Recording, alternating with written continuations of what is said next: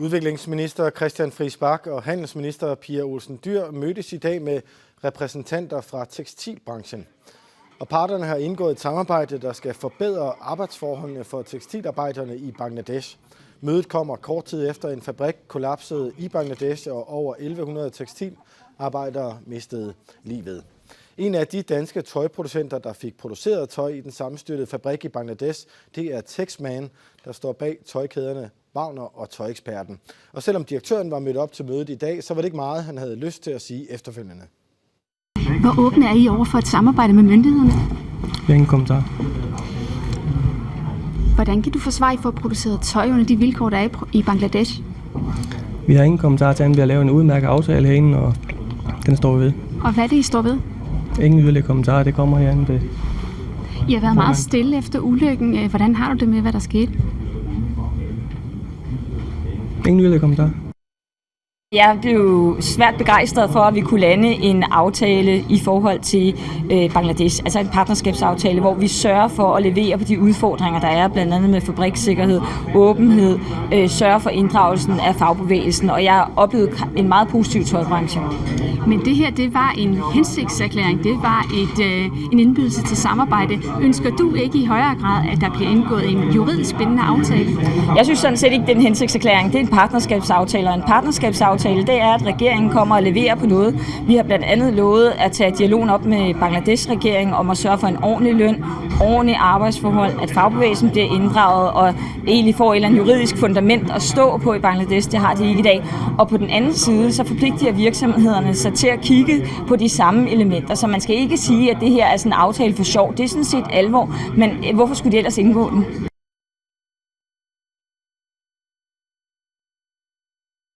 Velkommen til dig, Nikolaj Knudsen. Du er formand for WEAR, en brancheforening for tekstil- og modebranchen. Vi hører altså en handels- og investeringsminister her, der siger, at hun er svært begejstret for den aftale, man har lavet. Hvorfor er den god? Den er jo god, fordi at netop, som hun siger og pointerer, at den går ind og tager alle parter ind omkring det her. Det er jo således, at produktionen i Bangladesh er jo ikke kun dansk. Det er jo en international produktion, og konkurrencen er international i dag. Alle tøjproducenter sælger jo på alle markeder og skal være lige konkurrencedygtige.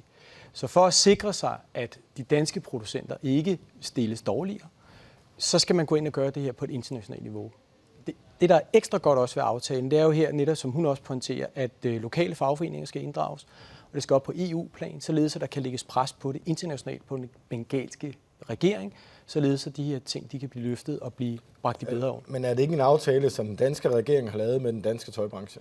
Jo, og det er jo fordi, at vi godt vil være sikre på, at om ikke andet den danske tøjbranche, så i hvert fald går foran som et godt eksempel. Men vi kan ikke gå så meget foran, at vi stort set taber alt vores markedsandel. Det er noget, der skal løftes fælles og på et internationalt niveau. Jeg vil sige, det er jo ikke mere end 20 år siden, vi sad og diskuterede det samme bare med Kina. Og se, hvor de er i dag. Og det er jo netop fordi, at det er noget, man har gjort sammen, og det er noget, man har gjort internationalt. Og det er også noget, hvor den kinesiske regering har været en medspiller til at få løftet, kan man sige, forholdene. Jeg siger ikke, de er perfekte, men der er sket rigtig meget over 20 år. Men er det så bare mig, der er skeptisk, når jeg tænker, at den danske regering og den danske tøjbranche har indgået en partnerskabsaftale, og regeringen forpligter sig til at tage en dialog med Bangladesh, eller tøjbranchen forpligter sig til at nærmest tænke over, hvad man kan gøre bedre. Er det bare mig, der er for skeptisk, når jeg tænker, det kommer jo ikke til at batte noget som helst? Ja, jeg synes, du er for skeptisk. Jeg kan godt forstå din skepsis, men hvis man ser på den her aftale her, så skal den jo ses i lyset af, at den bliver lagt oven på det CSR-arbejde, der allerede foregår i tekstilbranchen, og ikke andet alene i hvert fald i Danmark. Og hvis man lægger det her ovenpå, så skal man se det således, at alt det CSR-arbejde, der har foregået tidligere, det har jo været meget møntet også sådan på frivillig basis, og der har været nogle internationale retningslinjer, blandt andet under Global Compact, under FN, hvor man har kunne gå ind og gøre de her ting. CSR har tidligere været det, som jeg må undskylde sige, man som lægmand har kunne prøve at se sig til. Der er ikke nogen brandslukkere, der er dårlige toiletforhold, de sidder for mange her, osv. Nu er der altså sket den her tragiske ulykke, hvor at en bygning styrker sammen. Så kan man sige, at det er en opgave for en lægmand at komme ned og også skal kunne se, om en bygning kan holde. Så derfor bliver vi nødt til at finde ud af, hvordan kan vi klæde ikke kun de store på, men også alle de små og mellemstore virksomheder, som producerer tøj ude i Bangladesh, til når de er ude og besøger deres producenter. Så hvordan kan de skaffe en form for troværdig dokumentation for, at bygningen er i orden? For det kan man ikke se som lægmand. Men hvordan foregår det den dag i dag, hvis nu at Jens Petersen fra Jylland, eller hvor han så end kommer fra, har fundet på et fint design, som han gerne vil have lavet og solgt ud i butikkerne. Ja. Jens Petersen, gætter jeg på, kigger kun på, hvor kan jeg få lavet den kvalitet, jeg gerne vil have, billigst. Nej, det gør han ikke. Det kan være forskelligt, hvilken forretningsstrategi man har. Der er rigtig mange virksomheder, som fra starten af går ind og arbejder med alle de her ordningsmærker, svanemærker, blå mærker, ASO 8000 osv., hvor man kan gå ind og kigge på de her ting. Men det er en utrolig kompleks verden, og det er også meget, meget svært at kommunikere ud til forbrugerne, hvad det er, de reelt betaler ekstra for, hvis ikke de kender mærkningen. Men der er mange, der gør rigtig meget ud af, og der bliver allerede ydet en meget, meget stor indsats. Jeg siger ikke, at den er tilstrækkelig, og jeg siger heller ikke, at den ikke kan blive bedre. Men det nytter ikke, når vi sidder og tror, at der ikke sker noget, for der sker rigtig meget. Og de helt store virksomheder i Danmark har en meget, meget stor CSR-afdeling og en meget, meget stor kontrol, og de følger op på de her producenter for at sikre sig, at forholdene hele tiden bliver bedre og bedre og bedre. Men man kan ikke bare lige gøre det overnight. Og det er selvfølgelig også bedre at gøre noget, end at ikke gøre noget, som du siger. Lad os lige prøve at se på et par af punkterne i den partnerskabsaftale, der er indgået. Målet med partnerskabet, det er at bedre forholdene for tekstilarbejderne og få grønnere produktion og mere gennemsigtighed i produktionskæden. Regeringen opfordrer samtidig større virksomheder til at tage føring, når det kommer til forbedring af løn, brand- og sikkerhedsforholdene. Danida vil yde økonomisk støtte til de virksomheder, der er villige til at gå aktivt ind i at forbedre vilkårene. Planen er, at parternes indsats for bedre forhold skal evalueres i starten af 2014. Næsten 4 millioner personer er ansat i tekstilbranchen i Bangladesh. Og Nikolaj Knudsen, den her aftale, som I har lavet i dag, et initiativ fra Danmarks side, bedre end ikke at gøre noget, selvfølgelig. Hvor meget vil det larme sådan i den internationale tøjbranche? Er det noget, man lægger mærke til, at man i Danmark har gjort noget? Altså jeg vil lige starte med at sige, at jeg synes, den er bedre end at ikke gøre noget. Det er faktisk en rigtig, rigtig god aftale. Og jeg synes, det er rigtig godt, den beror på et frivillighed i, at vi som branche skal gå ind og finde ud af, hvordan vi kan løfte det her. Og jeg synes, at sådan som jeg forstår det, så er det jo ikke bare et samarbejde med danske producenter. Jeg ved, at ministeren også har en dialog med de andre skandinaviske lande, blandt andet, altså, som er Norge, Sverige og Finland. Og Sverige er også en meget, meget stor tøjproducent og har nogle meget, meget store kæder, som også arbejder aktivt med de her ting. Og hvis vi gør det sammen, og også gør det på internationalt niveau, så er der altså en større chance for, at vi kan lægge pres på den bengalske regering til at få de her ting til at bragt i orden. Det er jo ikke, altså som du siger, det er måske begrænset, hvad vi kan lægge af pres alene, men vi bliver nødt til at lægge et pres, og vi bliver nødt til at være dem, der måske også går foran, og det er jo også det, Pia Olsen Dyhr, hun lægger op til, ministeren lægger op til, at vi skal altså være foregangsland på det her.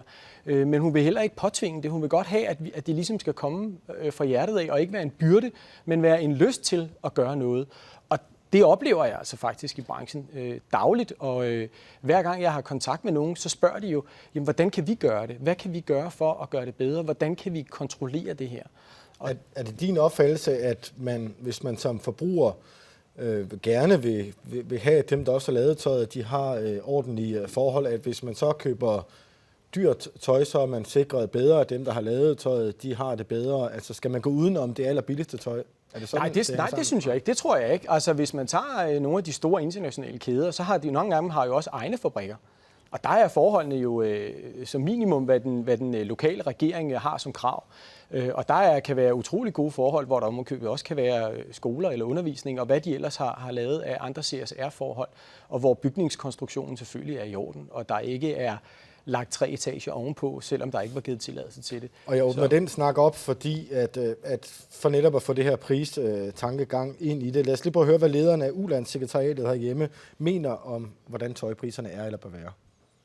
I forhold til de meget, meget billige tilbud, der indimellem er, jamen så har vi måske også godt råd til at give 50 øre mere. Altså med de lønninger, der er tale om her, så kunne man godt betale lidt mere for sit tøj, synes jeg. Men det er jo i mellemledene, altså det er jo fabrikanterne og mellemledene, der tjener de store penge på det her.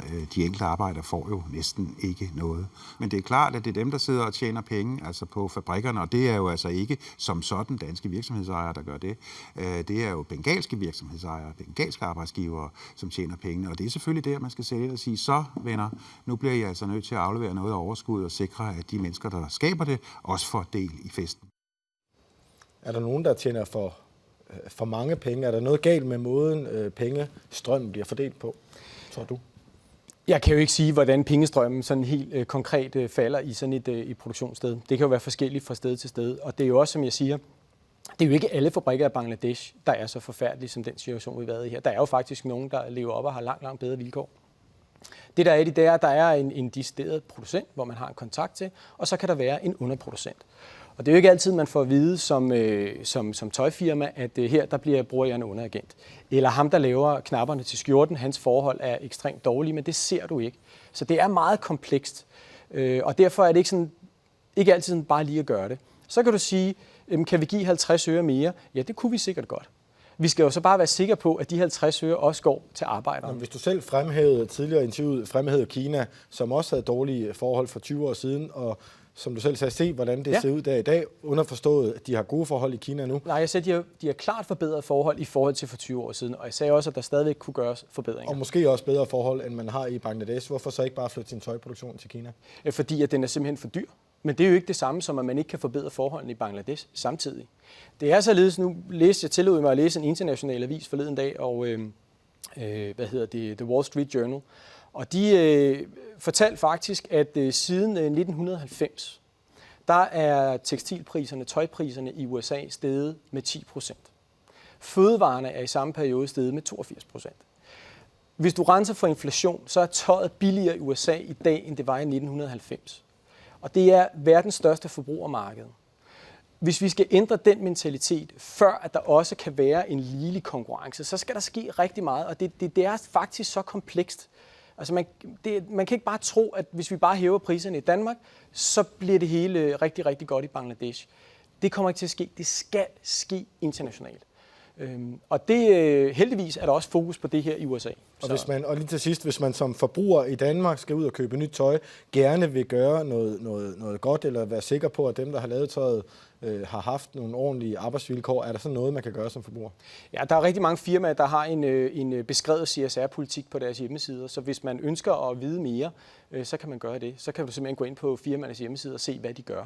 Derudover så er der også nogle internationale mærkningsordninger, som nogen bruger på deres beklædning, hvor man vil kunne se, at det er det her. Det kender vi også for fødevarer. Nikolaj Knudsen, formand for WEAR. Tak fordi du kom her til aften. Tak.